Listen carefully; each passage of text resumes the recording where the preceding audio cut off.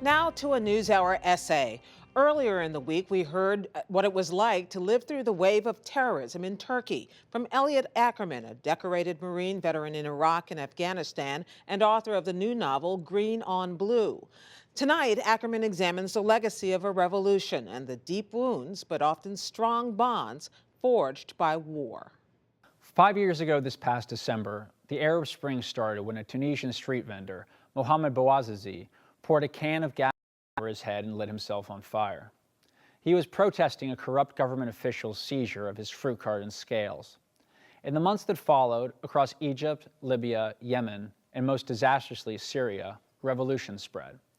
Today there is no revolution left in the Arab world, only war.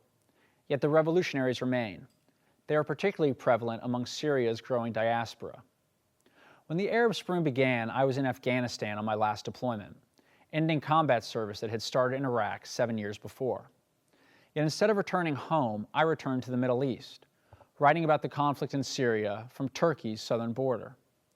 Working as a journalist, I believed at first that my experience as a Marine in America's unpopular wars would prove a liability when speaking to former revolutionaries.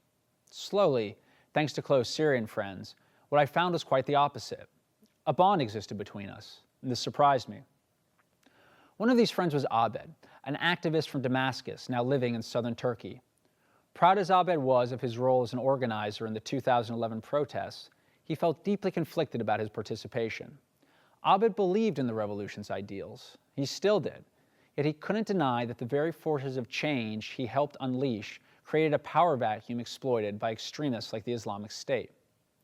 Sipping tea or having dinner on any given night, Abed would begin by asserting that the revolution wasn't over, that despite setbacks, hope still existed for democracy inside Syria. But by the time each evening drew to a close, he would often despair. "I wish we'd never taken to the streets. I have destroyed my home." Abed's inability to reconcile what his revolution hoped to achieve with its outcome felt familiar to me. When it comes to America's wars in Iraq and Afghanistan, I feel almost exactly the same conflict. In addition to rooting out al-Qaeda and the Taliban in Afghanistan and searching for WMD in Iraq, our nation sent me, and countless others who volunteered, to bring freedoms and democracy to those who had lived under violent, autocratic regimes for decades. Yes, it seems naive to say now, but that was one of the goals then. Just as the Syrian revolution resulted in a power vacuum filled by international jihadists, so too did the US-led wars in Iraq and Afghanistan. As my friendship with Abed grew, we began to speak about the parallel trajectories of our disillusionment, how high-minded ideals bogged down in the quagmire of Islamist dogma and sectarian bloodshed. After I'd known Abed for about a year, he invited me to his wedding.